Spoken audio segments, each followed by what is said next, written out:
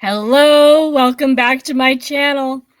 If you have never been here before, I'm Jamie B. I read a ton of books, and this is a abbreviated version of the video I was going to be posting at this time, since I recorded all the books I read in print in April and went to edit it, and half of it was unusable because StreamYard.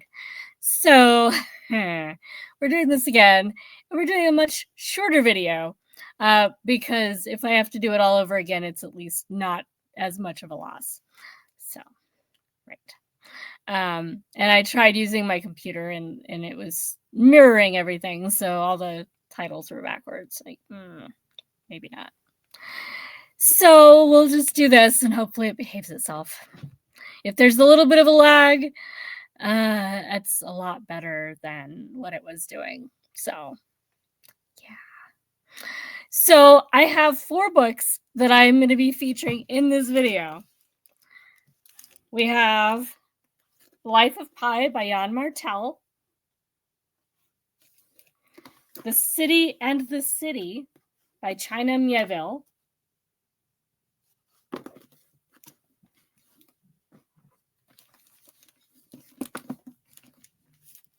World and Town by Gish, and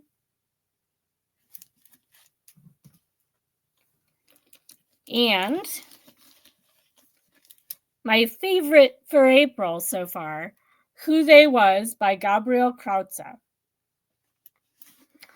So we'll start with my favorite and work backwards. So Who They Was is in dialect. If you've been thinking about reading this book, you may want to find the audiobook and do an immersion read, because unless you are familiar with heavy London street dialect, there is a lot of slang in this book, and the whole thing is written from the main character's perspective in that style of speech. It's very much like A Clockwork Orange in that respect. And you could probably get to the point where you can kind of read it smoothly just with your eyeballs, but it's going to be slow going until it clicks. And even then, if you're not used to British slang, you're going to have that to deal with on top of the rest of it. I know a lot more British slang than a lot of people in my area because I still like British stuff. Been an Anglophile for a very long time, but there were a lot of words that I kind of sort of knew what they were, and they made a lot more sense with the audiobook to have that audio context. So that said, this book is about a young man, Gabriel Krauze. It's a semi-autobiographical novel, who is going to college studying English literature while he also lives a double life as a violent street thug in a gang. And he manages to make the two work together, and he just does it. Yeah, man of many talents.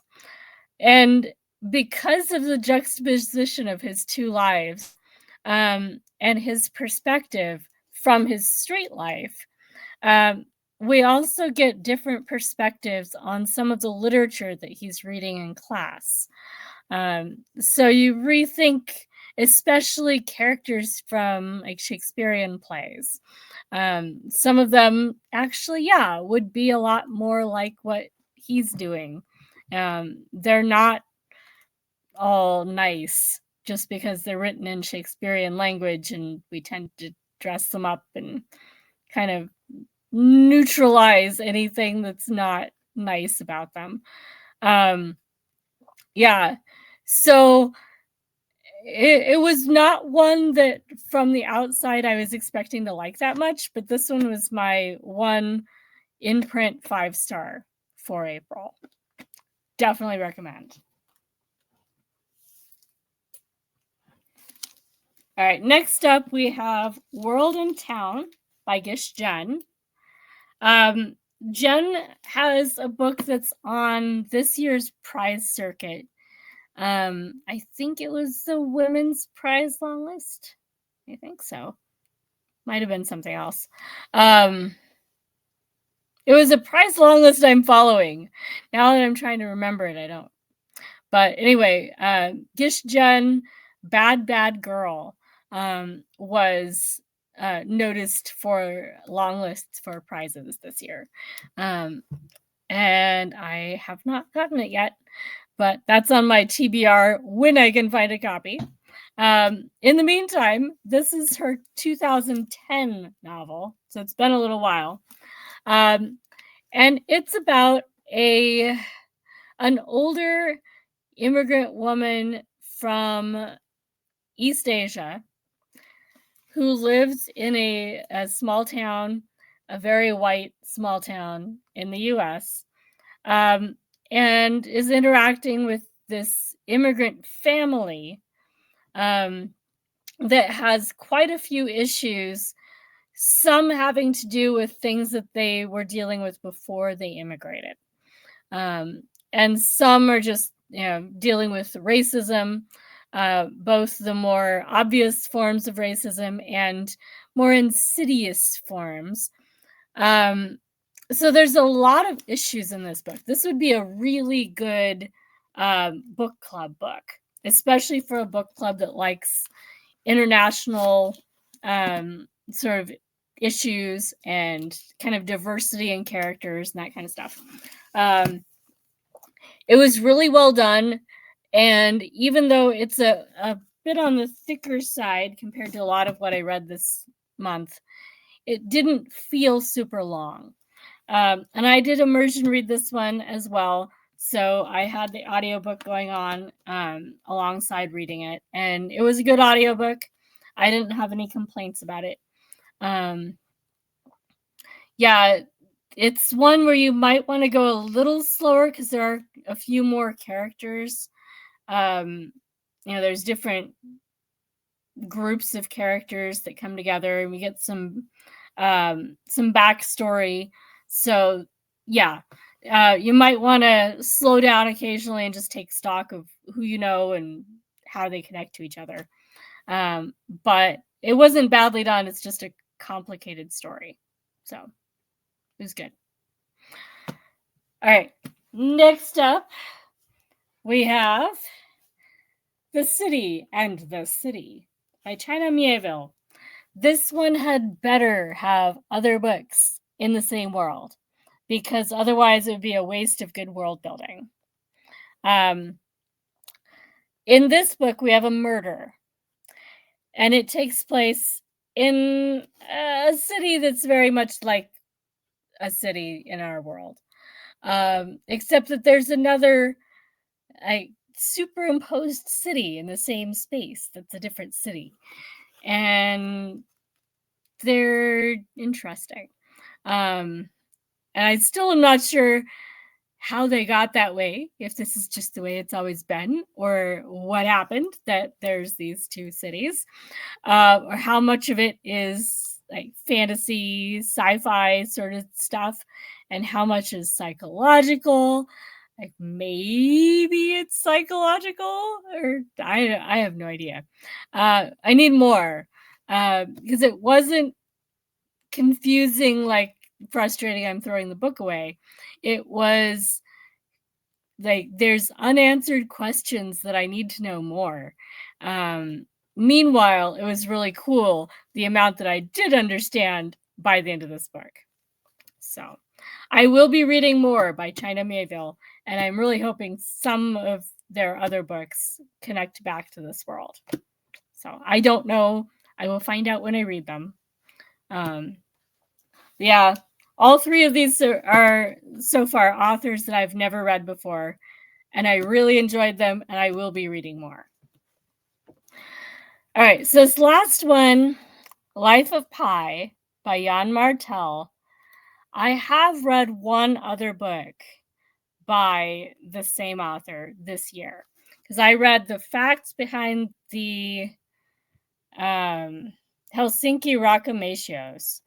That was, I think, in January. So this will be my second book by this author. He's really good. I am enjoying how he writes. And I do have one more book by Yann Martel. I have his arc of Son of Nobody that I will be reading next month during Kooky Mayhem. So, Life of Pi. Pi is a young man, a boy, who gets stuck on a life raft with a tiger out in the middle of the ocean, surviving on nothing but his wits and what little supplies are on that life raft, while also dealing with the tiger. So, yeah, that's pretty much it. The cover is pretty much the majority of the book. We have the boy, we have the tiger, we have the flying fish, and then up there is a shark. That's the book.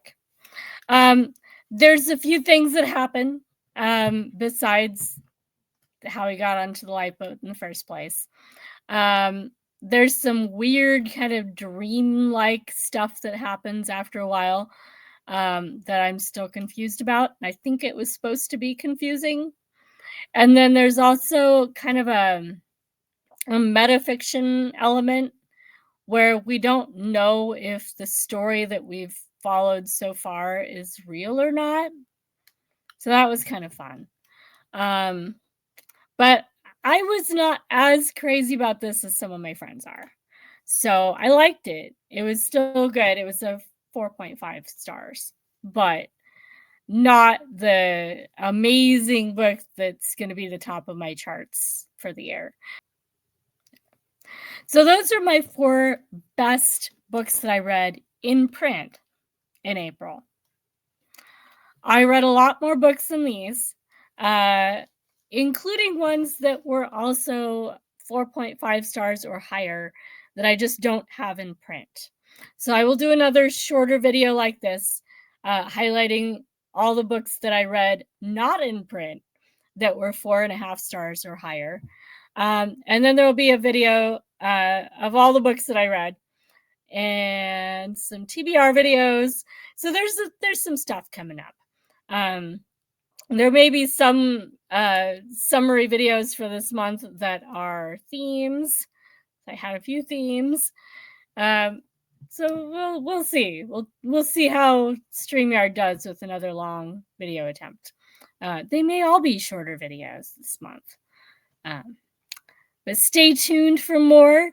Let me know in the comments if you have read these 4 books or are thinking about reading one of these 4 books, what you thought of them. If there's other books by these authors based on what I've said about these ones that you think I should try next. Yeah. And I will see you in the next video or somewhere online. Bye, guys.